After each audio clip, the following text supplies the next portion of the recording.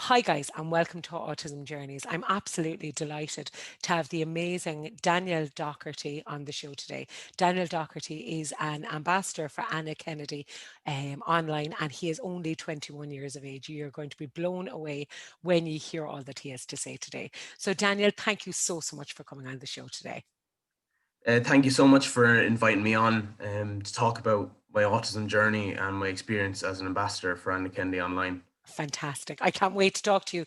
The last time I met you actually was a year and a half ago, I'd say, at the Cork Autism Conference. And you blew me away that day with the words that you spoke on with your amazing musical talent that I've no doubt you're going to share later on. But I'm actually really excited just to hear about you because I know that you're so passionate about creating this lovely societal awareness of autism and making sure that people realize how important it is to keep that person central to absolutely everything that is said or done about them. So I'm going to get started straight away because I've about 16 or 17 questions. So we'll get started because we could be here for hours Perfect. otherwise. So I suppose, Daniel, first question for you is, what age were you when you were diagnosed or identified as autistic? What kind of things made you and your family decide to go about the assessment? So basically, I had been kind of, when I was very small, around 3 or 4, that's when I had my first kind of psychological visit, basically, in Yeah, Kilkenny. And that was spurred on by like kind of extreme, meltdowns and like tantrums, for another word, or like just very kind of behavior that was hard for my parents to understand and to control. okay. And then when I was brought to the psychologist, they kind of said that it was inexperienced parenting at first. So I was misdiagnosed back then when I think I was either 3 or 4, very young. And then like my parents kind of took it upon themselves then to try and to teach me, like, through role playing and other things, to try and like be able to kind of get me to express myself and to understand social situations properly. And I Yeah. think that's actually stood to me very well, you know, throughout my life. And yeah, then like I had another psychological visit, and again when I was 8, and Okay. and a lot of this kind of spurred on from struggling in school, not necessarily academically, but more writing, and I could never finish like work in time, or I had really bad handwriting, and my fine motor skills were not very good, so that's something I've always struggled with. And then the next one, and that was kind of, where I was diagnosed with being a perfectionist and having high anxiety, but not quite autism. Okay. And it wasn't until I was 14 then. And look, I know for some people that would be early, because I know there's some people diagnosed in their Yeah. 60s. But for me, it was quite late, because I always knew that there was something a bit different about, myself and how I kind of express myself and how I talk cognitively and all the rest of it. Yeah. And I was diagnosed in March 2014, and that was just a massive relief. Like, and I just kind of felt like, before this, I didn't necessarily know what autism was, or Asperger's, or autism spectrum disorders, or anything like that. So it was very new in that sense, but it was almost like an explanation for why I behaved in the way I did. And it was very, for both me and my parents, it was very reassuring. Okay. Okay. I suppose so many missed opportunities, Daniel, like from a little person who was diagnosed, like who was assessed at 3 or 4, and another like again at 8, and all of these missed opportunities. I suppose, and I get the fact that it like it feels so late for you because there were all of these opportunities missed. Um, Exactly, yeah. I suppose, can I ask you, Daniel, like you say that it was, it felt like kind of a relief that it made more sense that you kind of understood, like I suppose that, for lack of a better word, that you understood yourself a little bit better, or that it just kind of answered or explained why things were a bit more difficult. I know I meet lots of parents who speak about being worried about organising an autism assessment or whatever, because they're worried that their children might be upset, or would you agree that it is actually a good idea for people to better understand themselves, I suppose, really, and to find out if they potentially are autistic, that they should find out that they are autistic in order to best understand themselves? I think so. And like, I think the main reason for needing to find this out is because the world is primarily dominated by people who are neurotypical. And that makes sense. That's just like, there wouldn't be such a thing as autism if it weren't for neurotypical people to differentiate between the different brain structures. Yeah. Yeah. And there's so many different neurodiversities. So I think that for that reason, it is like, kind of, I think, pivotal kind of in someone's life to be diagnosed and to be explained to them that yes, you have something that makes you see the world differently, and it's a good thing. I think where the negative part comes in is when people are diagnosed with autism and they're told it's this condition that's lifelong, and it's kind of painted in a very negative picture sometimes, and I think that can be the problem, essentially. Whereas I think if autism is understood in society and it's more kind of seen in society as it can be a good thing, I think then there shouldn't be any, like some kids might still be upset. Like you just don't know how people are going to react on a personal level, but I think that it's their right to know. I think personally, from a personal point. And I suppose you talk about society there, Daniel, and you talk about the fact that that actually ultimately, if people view autism as just another way of being, just like people who are males experience the world differently to females, and so on and so forth. If society just viewed autism as another way of being, and if there was no negative connotation, it would be so much easier for people being identified as autistic and so on, and it would just make life so much easier just to be their authentic selves, I think. Do you know? Exactly, yeah. Do you know, Daniel, can I ask you, what changed then for you after you received your diagnosis? So a lot, really, because like while I still kind of struggled through the schoolwork and homework. The homework was the biggest problem, I think, because that used to take me like 5-6 hours. Sometimes I'd come home and all I'd have done was homework, essentially. Like especially when I was younger, before I got into the gym, because that kind of took up some time then after. But primarily when I was a bit younger, like it would take hours and hours and hours, and part of it was down to being stressed, getting distracted then with because it was quite mundane. Like a lot of the homework was very, very kind of mundane and wasn't very interesting to me. Like say I might know the knowledge in my head, but then you're just retranscribing that knowledge back down onto the paper, or even worse, you're reading something out of a book and copying it over. They're just all this kind of stuff. And then I also have OCD, so I repeat things a lot, where like it can get quite bad. So I did get a laptop, but what would happen is I would type sentences out or paragraphs and then delete the whole paragraphs and retype them again. And like I know logically, like I tried to be a logical person and it doesn't make any sense, but it's just you can't really control the compulsion to go and do that, and it just exacerbates the stress, and that just worsens the OCD, and it's a repetitive cycle. So like for me then to be kind of diagnosed essentially kind of allowed me to explore and research as well into the topic, and that's kind of led me on the path I am here today, basically. And I wouldn't have studied psychology if I don't think I would have studied psychology if I hadn't have been diagnosed and been through the whole system, seeing what the educational system is and seeing what the clinical system and the setting is and all that kind of stuff. So that kind of spurred me on then to do my research, to learn about mental disorders and neurodiversities and read the DSM-4 and 5 and all this kind of stuff, and just accumulate knowledge about psychology and the different presentations of human behavior and cognition.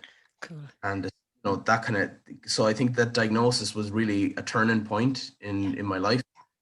It didn't get rid of all the stresses and all the anxieties and the problems, but it definitely shed a light on, like the way, shed a light on what was going on. And I think it's better to be able to see, like if you think of a dark room and there's something, let's say there's something it's hurting you, like say there you stepped on a pin in a dark room, but because it's dark you don't know what it is. Yeah. Now imagine you turn on the light, you now know what the problem is, or you now know what the issues are that are in front of you, or in this case the pin. So you can now take the pin out of your foot and relieve some of that pain, which I know that's just a random analogy. I just off the top of my head, but if you think about that, the light almost was kind of turned on, Fab. in a sense, and it allowed me to kind of see clearer, and yeah, really did kind of help me. Fantastic. And led to me where I am here today. Yeah. And you're studying psychology, Daniel, yeah? You're in your final year. So do you plan to work in the autism field and I suppose intellectual disabilities and so on and so forth as you progress in your career, or do you plan to go down a different road again? No, I really want to focus on the autism kind of, and the neurodevelopmental disorders and stuff like that. And then also the conditions that, like anxiety and OCD and other conditions that like I have experience with, and other conditions I've seen with other people. Fantastic. With particular emphasis on autism. And how I want to do that is I want to do clinical psychology now after I finish this degree. And from there, then try and go into autism in whatever way I can. Whatever research programs are going, or maybe the clinical setting as well. Fantastic. You make me smile, actually, Daniel, because two things popped to mind. The first thing is that I only spoke to a colleague of mine, Michaela Connolly, the other day. She's a psychologist. She's a child and educational psychologist. And she actually said to me that she really hopes that in about 10 years' time, that like in the next 10 years, that we will see this huge influx of autistic clinicians, so that the autistic person is actually coming to the table and supporting the autistic young person, so I'm delighted to hear that. And I suppose the second reason is that our oldest guy here, I said it to you a while ago, he's 2 years older than you, and he also has a diagnosis of autism. He was similar in age. He was 15 and a half, I think, when he was diagnosed with autism, and he would have DCD and anxiety and all that kind of stuff as well. And he's actually just qualified as a speech and language therapist and he also wants to work with an emphasis in the autism field. So I do think that your own lived experience brings this whole plethora of a unique viewpoint to the table, and I've no doubt that you're going to impact so positively in that area as you progress. So it's very exciting. It's really exciting. Daniel, can I ask you, how did you find school, we'd say, before your diagnosis versus after your diagnosis? And did you have access to different supports or sensory movement breaks or SNAs or whatever the case may be? So before, like essentially, like I've been in mainstream school my whole life. Yeah. And like there was basically no supports really at all from primary school all the way up until the diagnosis in secondary school. Actually, there was literally nothing, and I'd always struggle, like, because in terms of the writing, getting things done, and managing the stress levels, and just I'd always come home from school and I'd hold it together during the school, and then my parents used to say that I'd take it out nearly on them, or not in a bad way, but like, or I'd just be kind of very stressed, very angry, just not able to relieve all that stress. So when I got diagnosed, some things got put in place then. Like, so I managed to get a laptop as well. Cool. The writing was a big problem. But it was stated at the time that I might never be able to get up to speed. And I'm not. Like, I can type. I do type all my essays and all the rest of it, but I'm not very fast. Like, and I done, Maeve speaking. I do. Touch typing. I done that for a whole summer, and just I wasn't getting anywhere with it. Yeah. I definitely put that down to the coordination problems, Yeah. because I always had, like, I'm not the worst at catching something, but if we're playing like a hand-eye coordination sport, like, there's definitely so many people who are just better at that kind of than I would be. And yeah, like, kind of struggled in that sense. But like, I got the laptop. I did get an SNA for certain classes. I Okay. managed to scribe. That was the big thing, the For scribe the leaving for cert. even cert and the junior cert, Cool. thankfully. Cool. These were all big battles, though, even with the diagnosis. Like, my mother especially, and my parents just had to go into the schools a lot, and because funding is tight and allocations are tight, and there's not enough for everyone that has special educational needs. You run into a brick wall sometimes. And Yeah. the psychiatrists and the psychologists will say, recommend that I need this and that and the next thing, but you might get an SNA in all the classes, which is not Yeah. what I only got in certain classes. And Okay. they would kind of write for me and help me out with stuff then, Okay. because that was the biggest area was writing.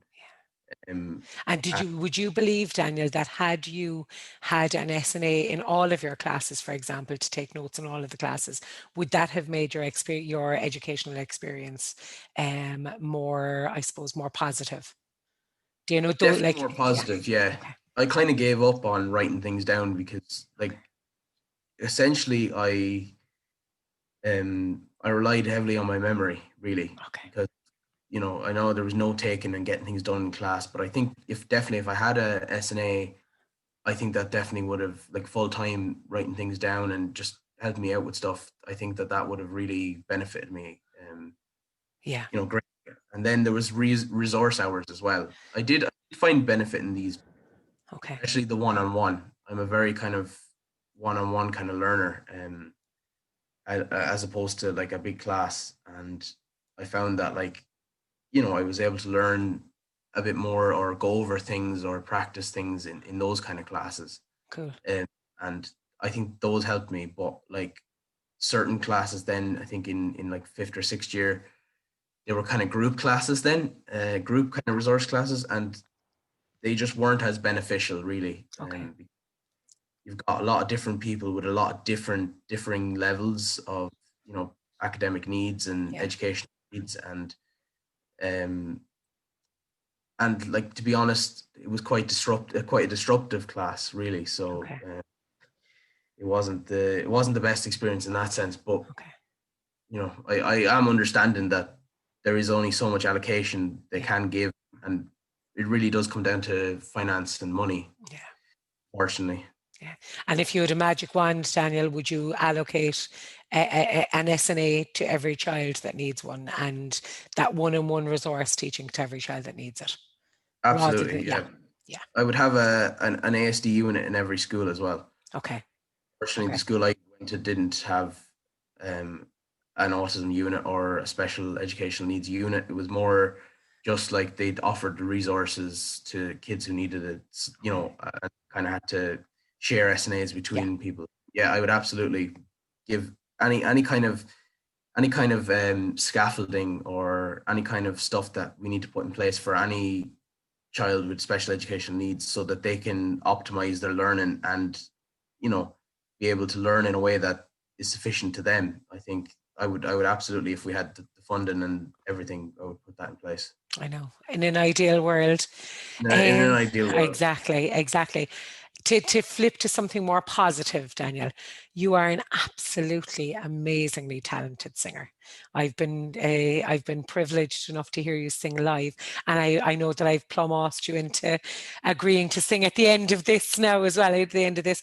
But can you tell me? I know you sing opera predominantly. That you're the most beautiful opera singer. What inspired? Like, when did you first take up opera singing, and what inspired you to look at singing in general? Because I suppose opera, like you'd hear of small people wanting to be pop stars or wanting to be. Do you know what I mean? So, like, where did this Yeah. beautiful singing journey begin? So when I was younger, I was kind of like, probably when I was quite young, I'd always think to myself, as it was always like a kind of looking back, it was a way of dealing with my anxiety. So Yeah. like it was a stress relief, and it was regulating my emotions and all this kind of stuff by by singing and all that kind of. And it was mainly just songs I'd hear on the radio back then when I was Yeah. smaller, or any kind of song that I liked. And then I was in choirs then. So I was in the primary school choir, and then I was in the secondary school choir, and I took music class as well, which is kind of where the kind of, again, the turning point kind of came, and it was in, I think it was in second year as well. I was around 14 or 15, and I was sick of playing the recorder because I was no good at it. So I kind of, with the encouragement of my music teacher, I basically uh, got up and sang. And the first song I sang was Pompeii by Bastille. Oh, So wow. a pop song. But yeah, Yeah. I recall just shaking and just, oh, it wasn't good. Like, I just, the sick feeling in my stomach, Yeah. um, like just back then, to think now where I'm definitely a lot less anxious about things. Just to think back to then, it's just incredible, really. The journey, I guess, because back then, um, just everything, like, could be months in advance. You could know you have to do a practical, and you're just worrying, and you're just worrying, and you're feeling sick in your stomach, and just horrible to really deal with. And I guess, like, the more I've kind of sang, the more I've become confident, essentially.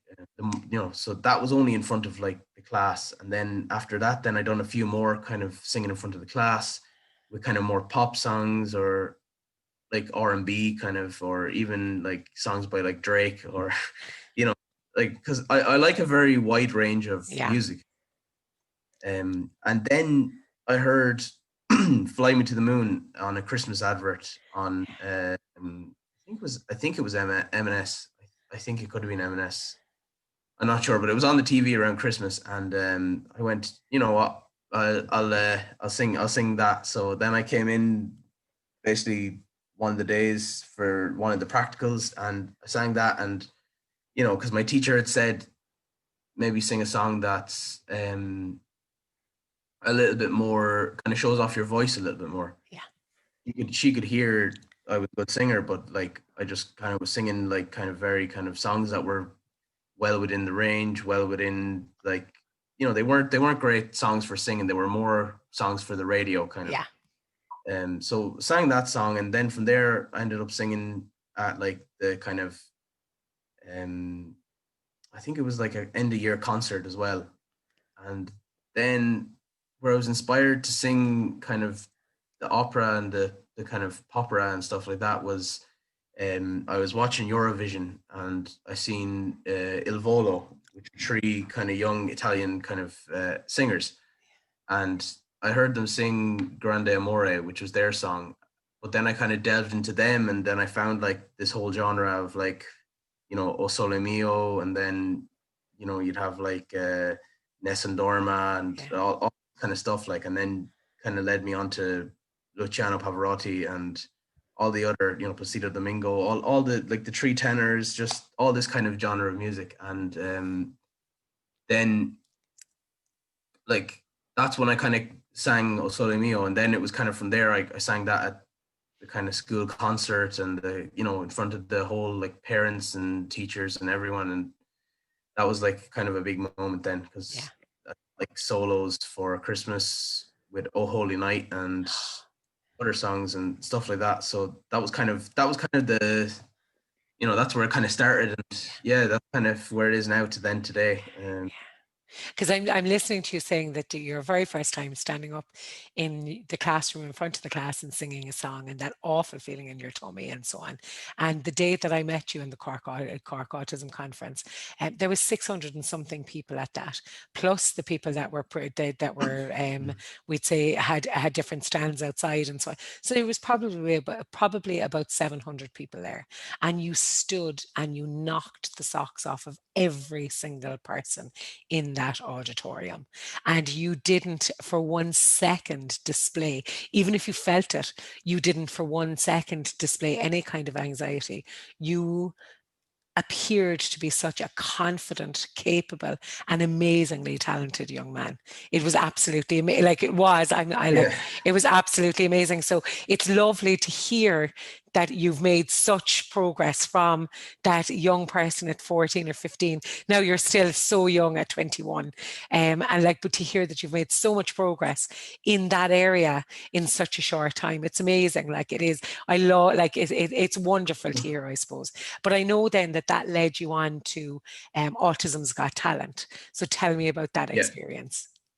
So essentially, I kind of like started posting things online, and like I'd applied for like all the ones like the UK, like the Voice UK, Voice Ireland, when it was there, like Britain's Got Talent loads of times, anything you can think of, all them. But then there was this thing my mom found, and it was I had never heard of it before, but it was Autism Got Talent, and I just I went, you know what, I'll just go for it. So I sent in the video of me singing "Bring Him Home" from Les Miserables. Yeah.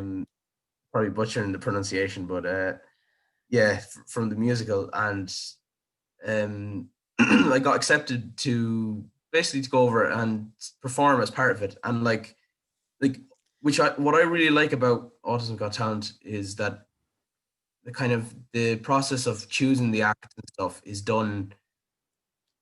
The competition side, in a sense, is kind of done beforehand, so it's not really like where you go on the show and then you have to sing and people get knocked out and there's a Yeah. winner. It wasn't like that. It was people with certain, like, particular talents were chosen, and basically it was just like a showcase then on the night. And Fab. then that was the first time meeting everyone and the Annakennedyonline team and Anna Kennedy herself, and everyone was just so lovely and just welcoming from that moment. Yeah. So like, it was a great experience, and Yeah. I sang in the Mermaid Theatre. Wow. Sorry, yeah, in London, and that was in front of probably 400 or 500 people, so it was a big enough crowd, and yeah, no, it was very good. And I also met Katie Price and Harvey Cool. as well, and they I was chosen to go and talk to them and for a bit, and then after that, like, it was kind of as part of her filming for her show that was on Quest Red. I think it Okay. was Quest Red, and then they introduced me out onto the stage because they had different people introducing different people. So it was great to meet them. They were lovely, and it was great to meet Harvey as well, and Cool. and then have them introduce me out onto the stage and all the rest of it. So it was very good, and just an enjoyable experience, but a very kind of anxious experience as well. Yeah. The kind of the nerves beforehand and everything was just, yeah, it was quite difficult, like. Yeah. um, But yet you did it. Yet you did it. And you're speaking now saying, well, like, yeah, it was kind of a big audience, maybe 400 or 500 people. Like the reality is that for me to sing in front of 3 or 4 people, that would be a big audience. Do you know? So like 4 or 5, Yeah. kind of a big audience. Do you know what I mean? It's like, it's just, it's amazing. And I suppose it's fabulous. Yeah. Again, I suppose to hear that anxiety can be so crippling sometimes for people, and it can so prevent people from achieving, and from actually from different opportunities and so on. And you've not allowed it to stop you, regardless. Now you've been lucky enough that you've had the ability to stop, to not allow it to stop you. And I Yeah. suppose it's important to acknowledge that there's a huge, like that is a huge achievement all on its own, to be able to push past that level of anxiety and to be able to. But it's again, I have to smile at the, well, look, yeah, 3 or 4 or 500, small thing. It strikes me as very, very funny, the fact that it can be so, that it can feel so overwhelming, and yet it seems so tiny. Do you know? So, Erin, See, when you go out there, like, for me anyway, I don't really look at the crowd then, yeah, because it's almost like I'm inside myself, kind of, or good. I'm looking at the ground, or I'm looking somewhere else, and then you get lost in the moment, kind of, and But then that speaks to talent, Daniel. I can sing away for Ireland, but I never get lost in the moment. That speaks to your level of talent. Do you know what I mean? So, like, it is. I can't wait for people to hear. I'm eagerly trying to, like, really eagerly get through the questions so that people can actually hear this amazing talent that I'm talking about. Can I ask you, what was your favorite performance that you've given to date, or has there oh, been so many? Or um, favorite one. Just trying to think now. It probably, like, that's definitely up there. okay, Um, that's definitely up there. I kind of see. I also, like, I look back on the singing as well, and like I'll notice like things where I didn't sing as good as I wanted to, or just things like that, like just things that would bother me, like the that self-critical piece. Yeah, don't yeah, So it's kind of, there is that as well, where I've always been hard on myself, yeah. and to try and be the best I can be, and perform the best and do the best I can do. Probably, yeah, definitely that one. That was a very big kind of, big turning point as well. Yeah. I'm kind of saying that there's lots of different turning points, but these are kind of like, if you were to like mark out like, with a red kind of dot, where things kind of changed, or a big Yeah. event, these are probably the things. So definitely that one. And then I would say that there's something special about the song Nessun Dorma. You know, so like singing at the Cork Autism Conference as well, and singing that right at the end, definitely it's just a big song. Yeah. It's kind of a song. It's kind of like a victory kind of song. It's Yeah. stuff like, so it's very, very powerful. I think, Yeah. and I definitely put those two up there.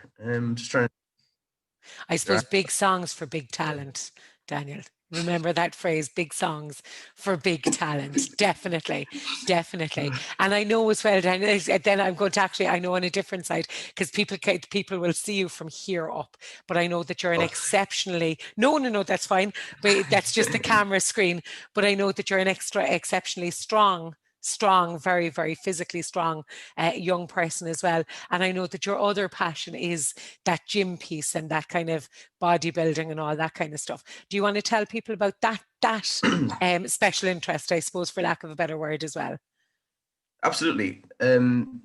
So that kind of, I played like kind of soccer and kind of, Gaelic football, soccer, hurling, basketball, all the sports growing up. I played them, pretty much all of them, and I was all right. I was probably the best at soccer out of them all. But kind of, I ended up getting fed up with that, and then my parents kind of pushed me to try and, to get fit. Lose weight was the original goal. So then I ended up going into the gym when I think I was like 17. I ended up joining a gym in Kilkenny, and then from there just had someone to kind of coach me at the start, just to show me what to do and Yeah. give me a plan, and just kind of took off from there then, and just start, I guess more about probably 4 and a bit years later now, Yeah. and I'm still doing it. So like just kind of progressed, and like for me it was a combination of things. So it was the deep pressure again. Yeah. This in retrospect, looking back and kind of thinking about these things, the deep pressure of the weights it really regulates the emotions and gets the stress out as well. And then also the OCD as well. So I'd have to finish a rep, or I'd have to get it done. And then you're talking about the kind of the obsessive nature of autism as well, which can be actually, in my opinion, a very positive trait. Yeah. The right circumstances, and I think that that's also what pushed me to keep going. To just keep going. So I became essentially obsessed with getting like just as big as I can get, but as strong as I get. So like the main goal, like would be, for me, is strength. But like a close second is size as well. Yeah. So that's kind of been a massive passion, and it's been kind of hindered a little bit with the the lockdowns and Yeah. this. Me and my dad managed to make some concrete weights. Oh, So fab. I bought a barbell online and then made some like concrete weights. So I have some weights to keep me going Okay. at the moment. Some stuff as well. So that's that Okay. kind of. That's great. I suppose it's good for people to hear, because oftentimes when people think about autism, the gym or that kind of real physical exercise sometimes doesn't come into the equation. People don't automatically pair the two. I love the No, fact that you're able to, like, that you're articulating that it's a fantastic regulatory thing as well. That it is allowing, like it has been a way for you to release that kind of real sensory dysregulation or emotional dysregulation that you might feel or whatever, and help you to kind of bring yourself back down and kind of feel more settled and calm again in yourself. Do you know? yeah, like I kind of as well. Like I understand full well that it can be a very scary place for some people. Yeah. Like thankfully for me, it was never. I never kind of was scared or felt small going into. Yeah. Like I was always a heavier chat like kind of person. Like if you get me, like even when I was before I started the gym, I was quite big, broad. So it was never scary necessarily going for Yeah. me, but totally understand that for some people who have kind of body issues or like may have you know eating disorders or may just have a general anxiety about the gym being a scary place, like kind of advice for that would be to start off in places like leisure centers Okay. or small gyms, or do it the small bit at home until you build up the confidence. Okay. Because like I know there is this kind of perpetuation of that the gym is this scary environment full of big dudes that like or Yeah. whatever. There's this, it's a bit of a myth, but I definitely can see why some people might feel a bit intimidated. Yeah. But I What think about sensory stuff, Daniel, with regards to the gym? Do you know the way now, if you've got like, I know that in a local leisure centre here, for example, there's maybe 8 or 10 treadmills, and there might be 6 jogging machines, and there's the weights and the clanks of the weights going down and all that kind of stuff. Do you have any suggestions around kind of sensory tools that people might be able to use in order to dull all of that down so that they don't become overwhelmed if that's something that might trigger a yeah, sensory dysregulation? like see, look, I'm lucky in that sense that I can cope with most things like that. Like I mean, and stuff like that. But like I think the best bet would be headphones, or even if not actual headphones, but like ear kind of silencers, because no one's going Okay. to question whether you're with those kind of that kind of things. I think that would be the only real thing you could. The other thing would be going in at a time, if possible, when it's very quiet, Okay. or when a lot of people, or asking them maybe at the front desk to lower the music a little bit, because I do find like that the music is loud. I Yeah. find like I just get lost again, like the singing. I just get lost in it, Yeah. uh, which is just like, so when people are saying you know the sensory stuff and all this, I don't really, Yeah. because I really like you know I'm just in the Yeah. zone of like of just Yeah. lifting, and And This is your passion. So like you like when you're involved in your passion, you're not going to have to deal with that kind of dysregulation because this is the stuff that you love doing, I suppose. like thankfully the music is never, for me, is never completely too loud. Yeah. Um, and the clanking of the weights, I'm probably a culprit of that, because like, Okay. you know, weight, they're just going to make noise no matter Yeah. what you do, unfortunately.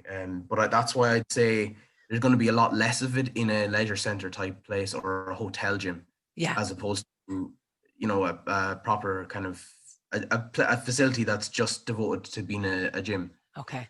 And I'm just trying to think, is there anything else I could think of or recommend? Sorry, no. No, you're okay. No, I think you're after hitting the nail on the head actually, because I suppose people, if they feel very overwhelmed with bright lights or whatever, people automatically, I've seen people in the gym with sunglasses, those kind of wraparound sunglasses on.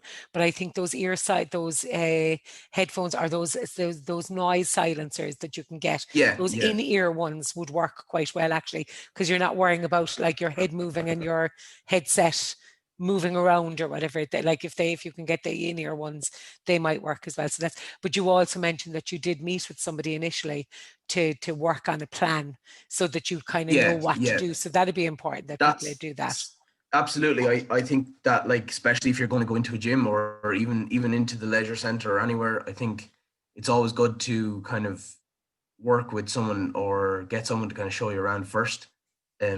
because they're going to be able to make sure, look, you're doing things right, you're doing the technique right, and you're lifting the right weights, you're lifting correctly, and you're not injuring yourself as well. Yeah. And you can explain to them then that maybe you're on the autism spectrum or you're neurodiverse in some sense, and they might be able to then adapt the way they train Yeah.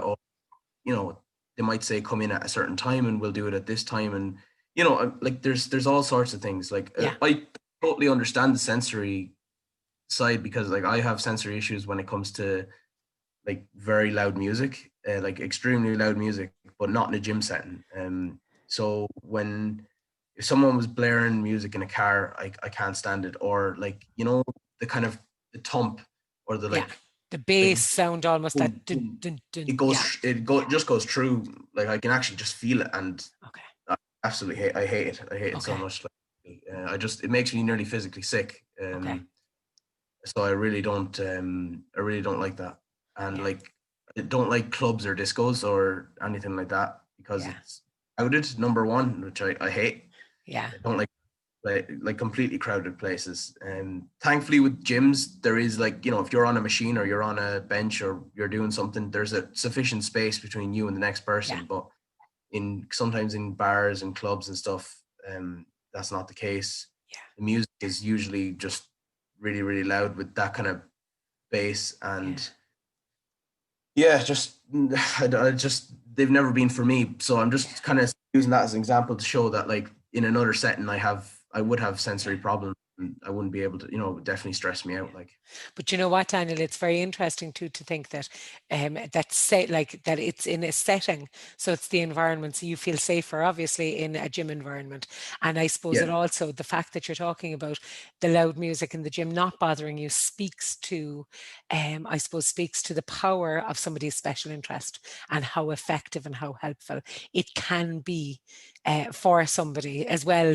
So I suppose people should, like, I know there's lots of talk sometimes about people using special interests as rewards or as whatever, but actually people should really have access to their special interest wherever and whenever is possible, so that they have the opportunity to experience positivity and experience joy and experience good and positive experiences, really, across every environment. Do you know?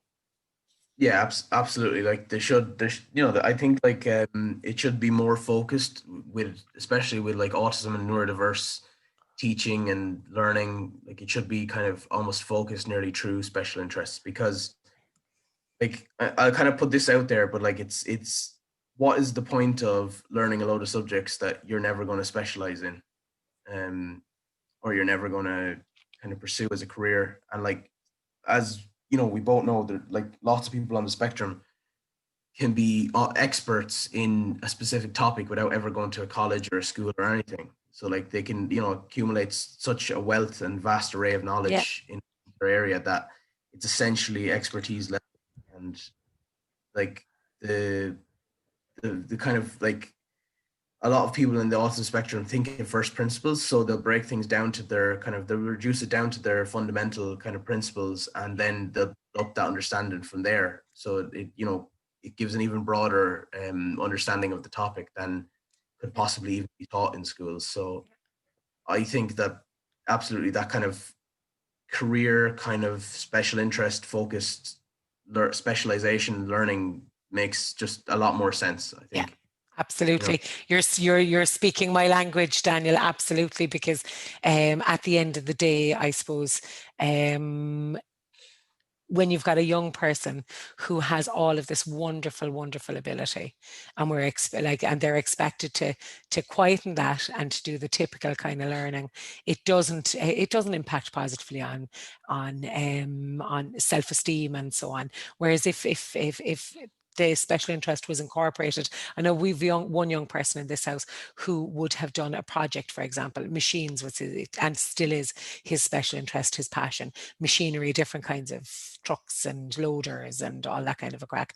And actually, he thrived in one particular classroom. He thrived because he was encouraged to create a project on machines, to be able to, and he presented it to every single class in the school. But he thrived. He developed public speaking skills. He developed research skills. He developed presentation skills, organizing, we'd say editing skills, and so on and so forth, because he was focusing on that special interest. So it'd be really, really good if we could start encouraging and incorporating that kind of special interest more in the autistic students' rhetoric and in their lesson plan. Do you know? I think you're absolutely right. Very wise words. Do you know? Daniel, can I ask you, I know that you're now an autism ambassador for the Annakennedyonline. Can I ask, can you tell my listeners a little bit about what that role entails and I suppose what it means to be an ambassador for Annakennedyonline? So I'll kind of go through a little bit of the story as well. So kind of after that initial kind of performance in the Mermaid Theatre, I was then invited to sing at the St. Ives the road show, basically the Autism Got Talent road show in St. Ives. And that was down in the Kids Are Us Theatre, which is run by Phil Barnett.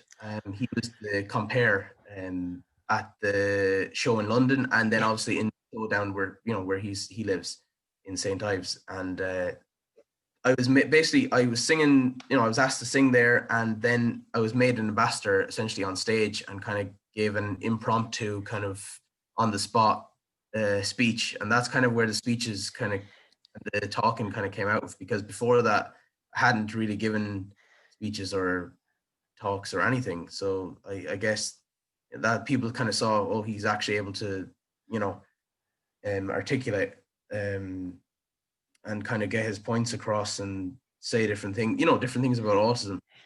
So like it was kind of from there. Then I was made an ambassador, and essentially my duties is to represent Annakennedyonline through social media, at events, and to go and sing at events, talk at events, kind of promote the whole idea of autism acceptance, autism awareness, and understanding of what autism is, and to encourage those on the spectrum as well, and improve their lives, just like I guess they did for me, by allowing me the opportunity to be a part of the team.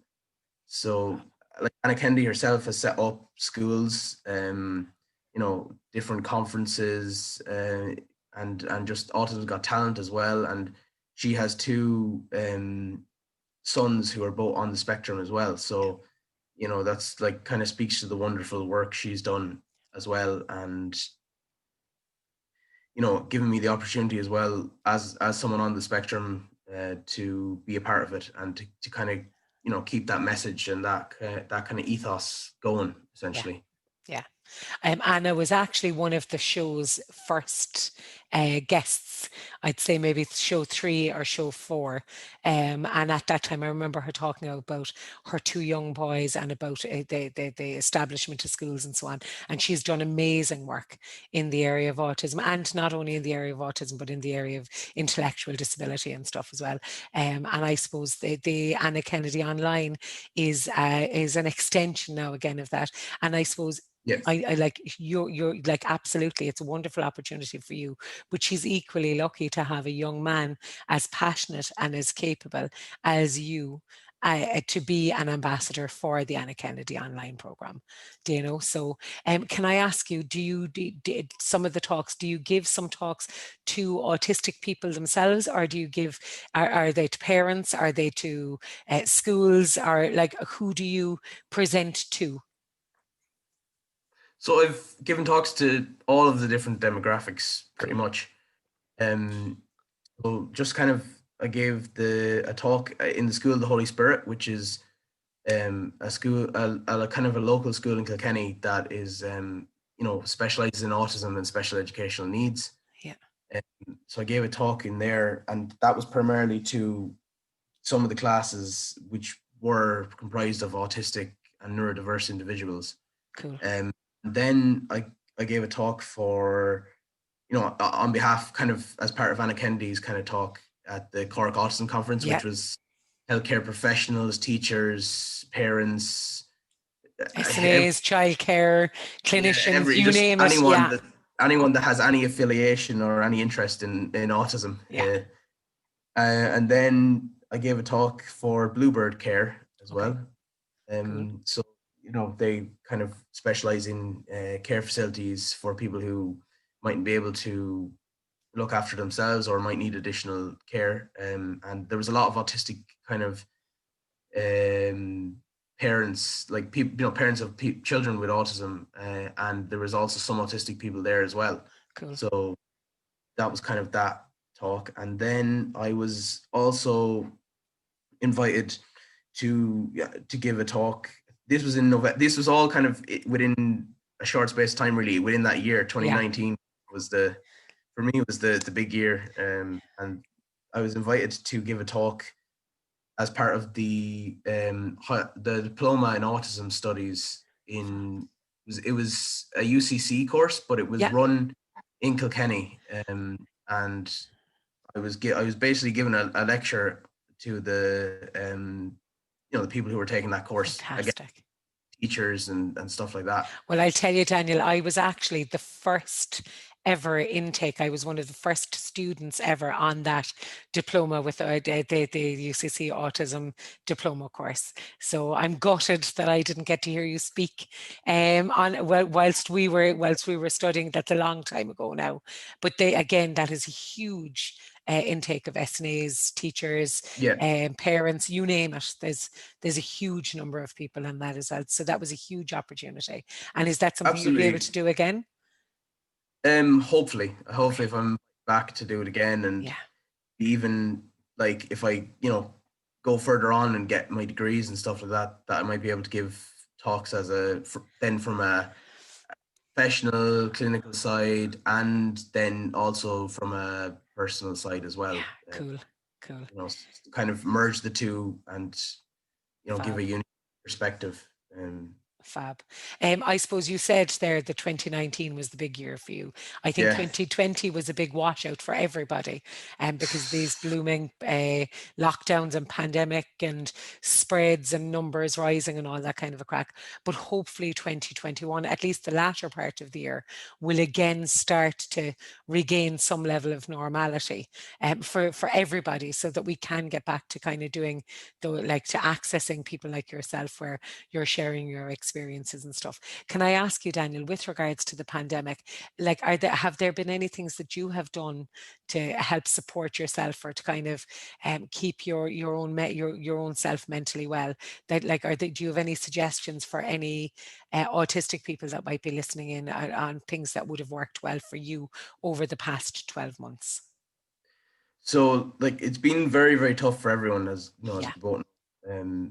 And the main thing that kept me going was the kind of working out. And like, I know this is not available for everyone, or it's not feasible for everyone, but even if someone could get their hands on dumbbells, or just even doing home workouts or anything like that, for me personally, that was the thing, like making the weights. And having, like, before that we had like an old barbell kind of set with smaller weights, so Yeah. I made use of that, even though like it was light, kind of, it was a bit light really, for what I'd normally be doing, but you just have to up the reps, up the kind of intensity, up Yeah. the everything really, just to maintain what you have and keep myself going. And also I was, kind of, there was definitely a big period where I wasn't really putting up anything, or I didn't release any. I'd done a few songs at the start, but then kind of definitely found that my mental health kind of probably dipped a bit really, and I didn't really kind of post as much things and didn't do as much kind of singing, but I still kind of sang to myself. So Okay. again, using my special interests, that kind of kept me going and researching things. And I was lucky at the start of the kind of, I think it was kind of around the end of spring, the start of summer. It was sunny as well, so Yeah. it's sun in as well. So that kind of, helped me through the start of it. But it's just, yeah, it's kind of, I think the only thing you can really do is to keep yourself busy. I Yeah. think that's the main thing. And like, I think what you also need to do is like to try and, if you can, hold on to whatever routine you can as well. That's another kind of tip I give, Yeah. because the routines are inevitably going to go out the window, um, with the lockdowns and stuff like that. So the only thing you can do is to get up, make your bed, like, you know, Yeah. open your curtains, brush your teeth, you know, uh, take your inhalers, eat breakfast, whatever you do. These Yeah. are things I do. Just kind of get up, do the routine, go work out, maybe go, like, video games as well. I don't really have time at the moment, but that would be another thing, is like just play some video games. Whatever interests. I think you Yeah. just have to pursue your interests really, and you have to kind of incorporate them into some kind of routine. Yeah. And I think it's the best way to keep yourself sane really, Yeah. when you're not going to be going anywhere or doing anything. Yeah. I do think there was some positives though, like, that I could take personally from the lockdown in some ways. Like, I definitely feel like there was less interaction with people, which definitely didn't stress me out as much. Okay. Like, because I would find that, like, while I'm able to do it, going to the college, and then being surrounded by so much people definitely tires me out. I Yeah. think the sensory stimuli, all the different conversations, all the kind of people just there, just being in crowded places definitely drains my energy, I feel. So there was no getting up early in the morning and traveling, which was for me a positive. Yeah. And then there was no exams at the end. So, like, I guess, look, there's assignments, but I prefer assignments Yeah. to exams, because I find an exam, it's like, even at college level, it's more about rote learning than it is about being able to sit down and actually critically think and evaluate the topic at hand and be able to produce, an assignment then, and you have a bit of time to do it. You're not rushing, because I would find that I would struggle to get things done still, even with a scribe in the time frame. Yeah.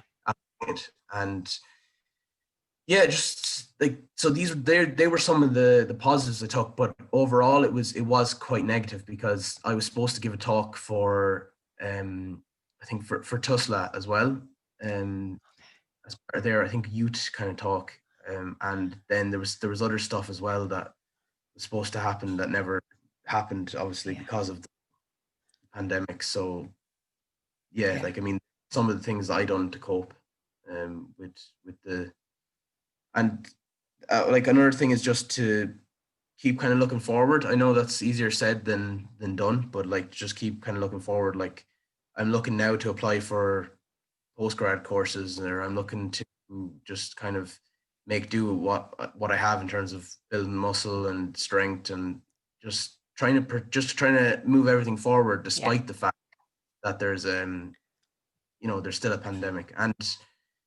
if the vaccines go well, then more people might be allowed, the restrictions might be eased, more people might be allowed out. I mean, it's early days with the vaccines because they're relatively new and all the rest of it. And Ireland, they have to roll them out and all that kind of stuff. But you can only kind of hope and keep optimism. I think that's Absolutely. I think you're wise, Daniel, in that, first of all, thank you for sharing the fact that that you had moments where things were feeling trickier over the pandemic, because sometimes people don't talk about that.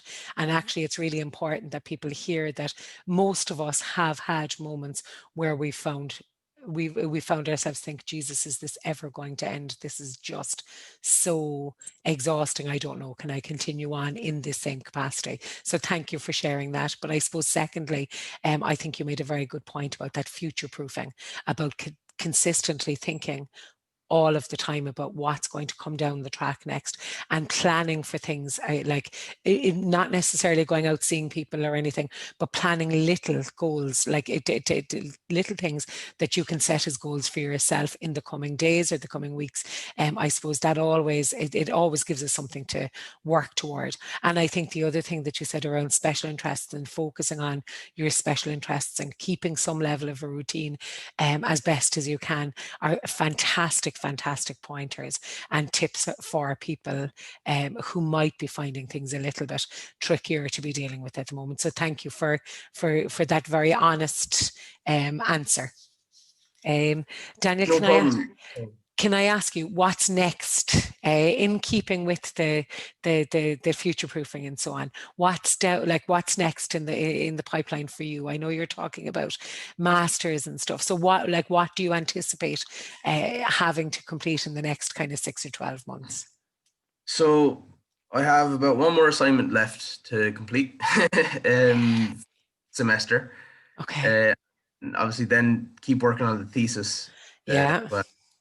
And get that done, and then get the exams done, and hopefully pass with a good enough grade that I'll be considered for for the postgraduate kind of courses. And like I'm looking in at the moment now in places like UCC hopefully, or other places like that, and I'm looking to go for the doctorate straight from undergrad to doctorate.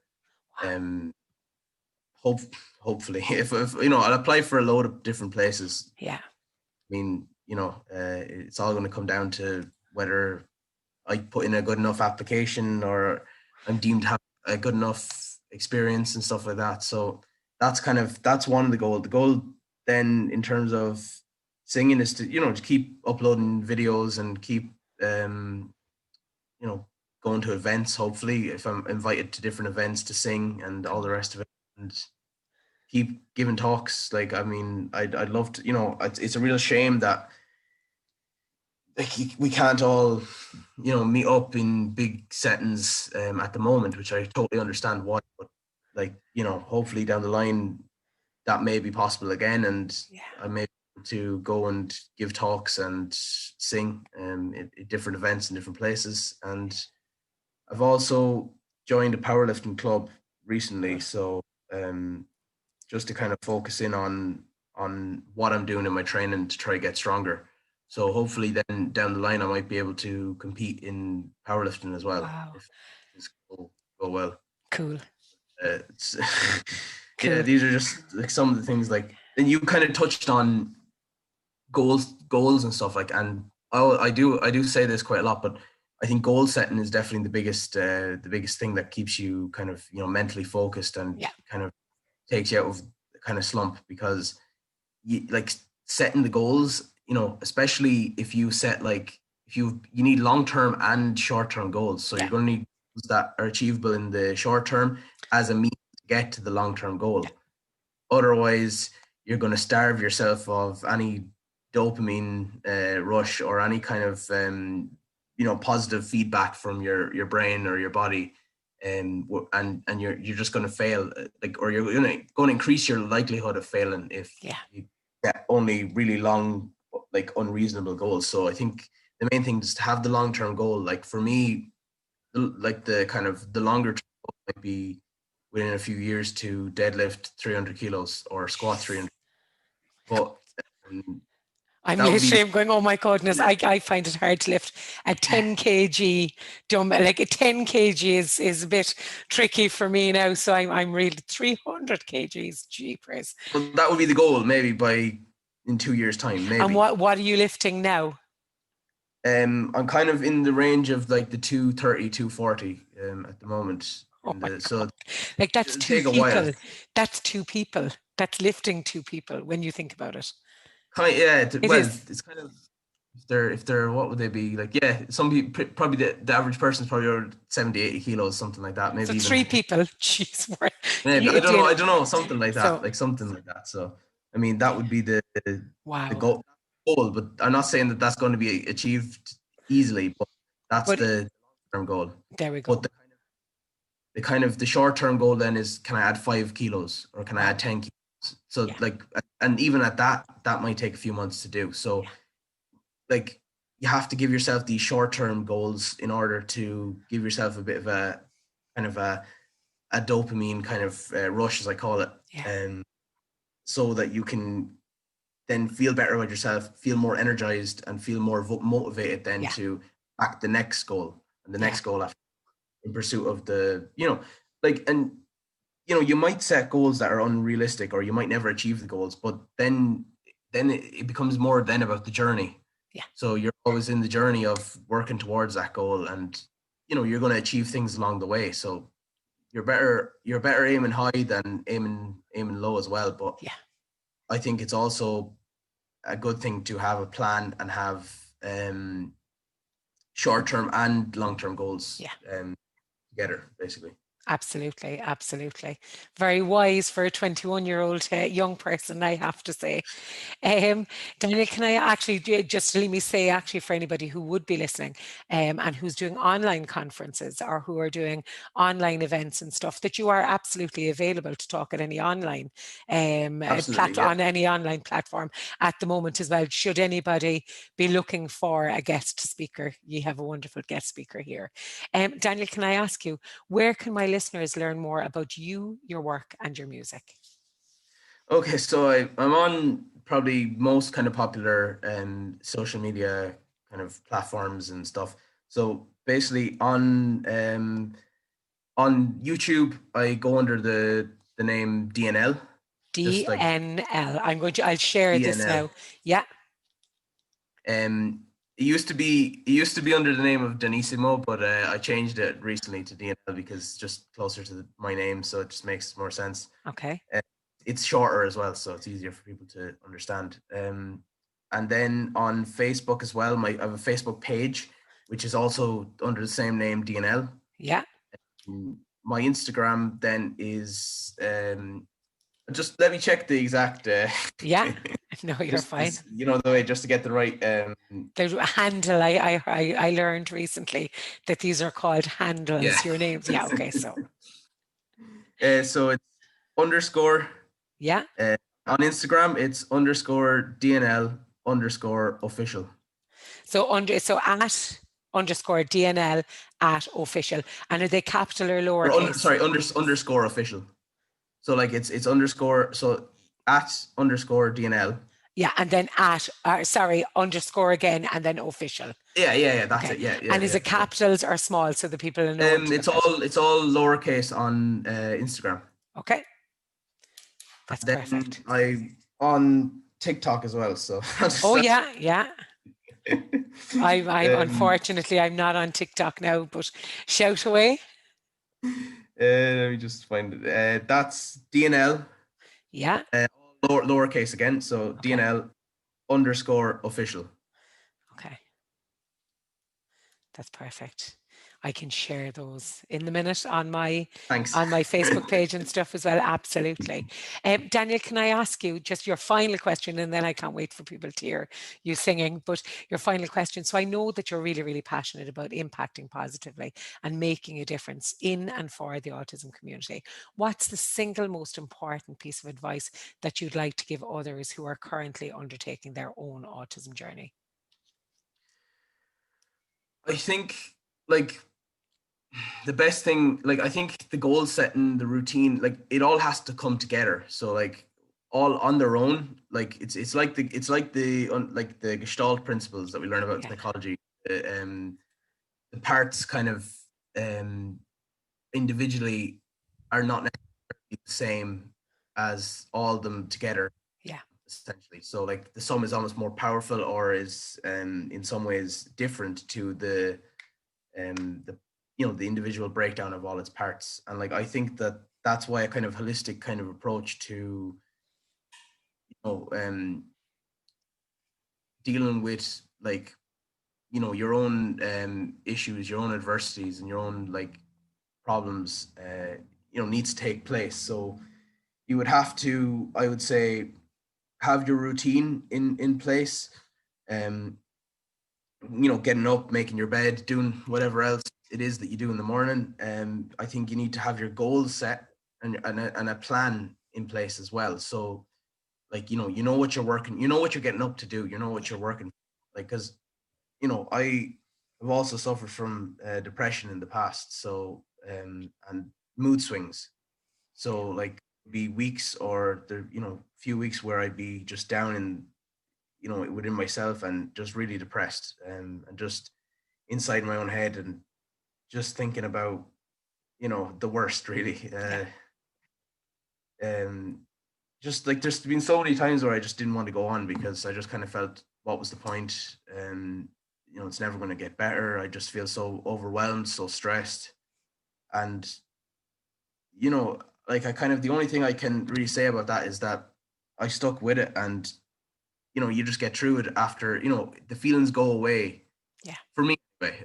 I can only speak from my own personal experience, but the feelings definitely go away, like, and then they will come back, but they go away again, and then you become reassured every time that, yes, while this is horrible right now, if I just last with it, this will go away. The other thing is, like, if you are having like kind of mental health problems, or other kind of problems in your life, I think definitely for me what did help was counseling.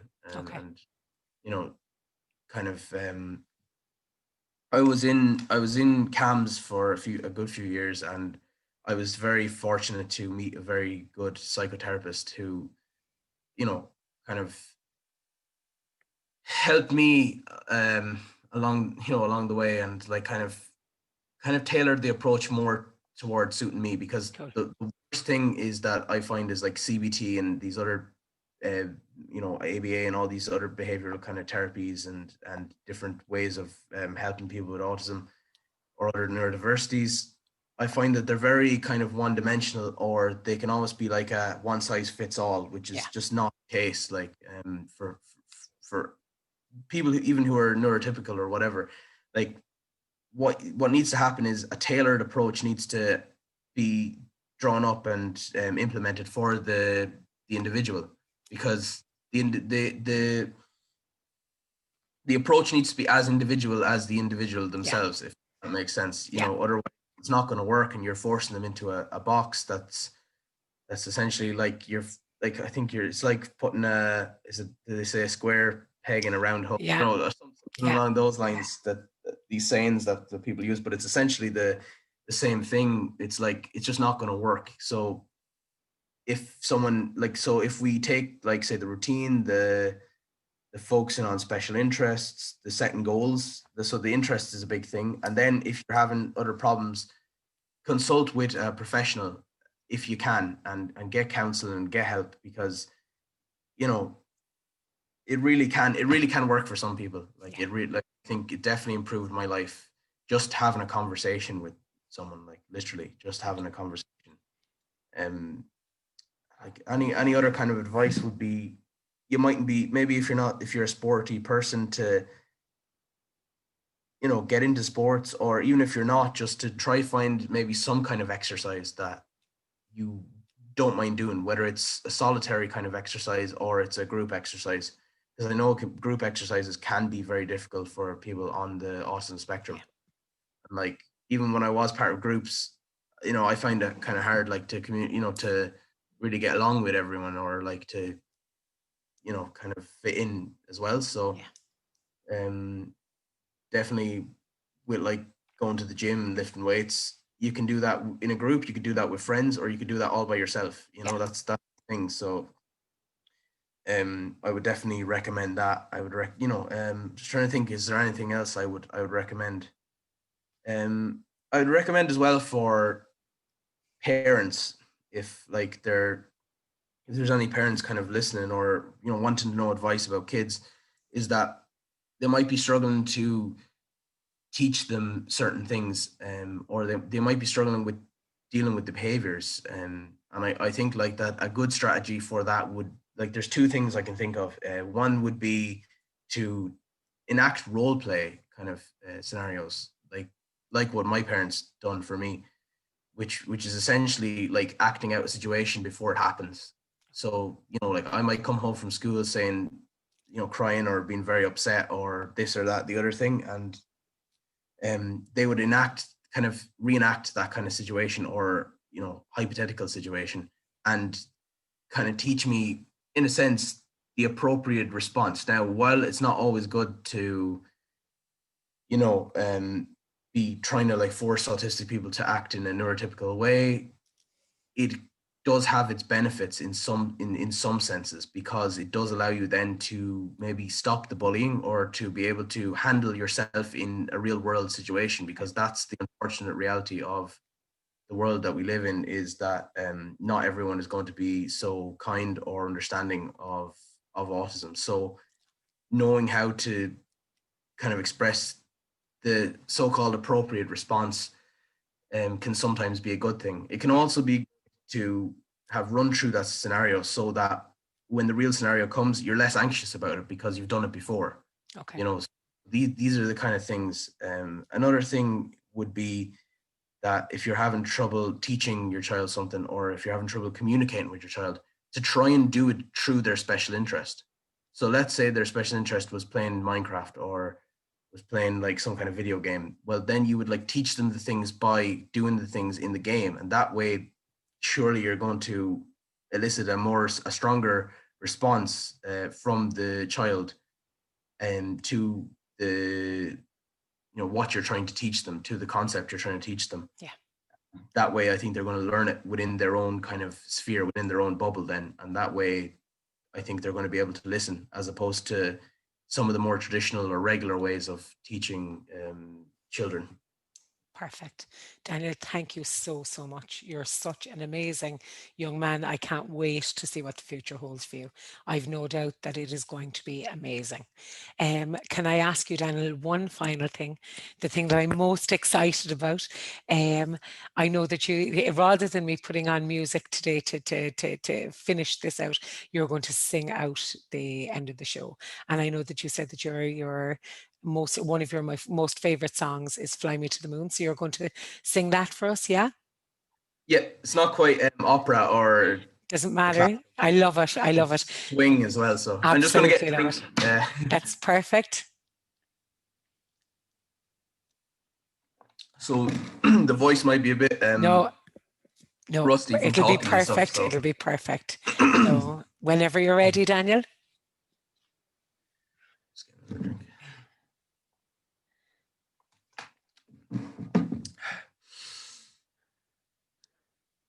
Fly me to the moon, let me play among the stars, let me see what spring is like on Jupiter and Mars.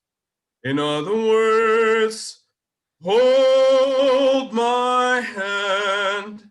In other words, baby, kiss me. Fill my heart with song and let me sing forevermore. You are all I long for, all I worship and adore. In other words, please be true. In other words, I love you. Fill my heart with song and let me sing forevermore. You are all I long for, all I worship and adore. In other words, please be true.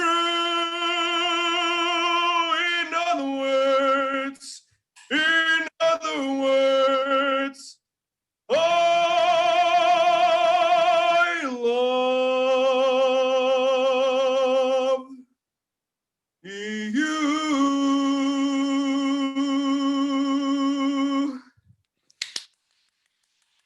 Amazing. Absolutely amazing. Daniel, thank you so, so much.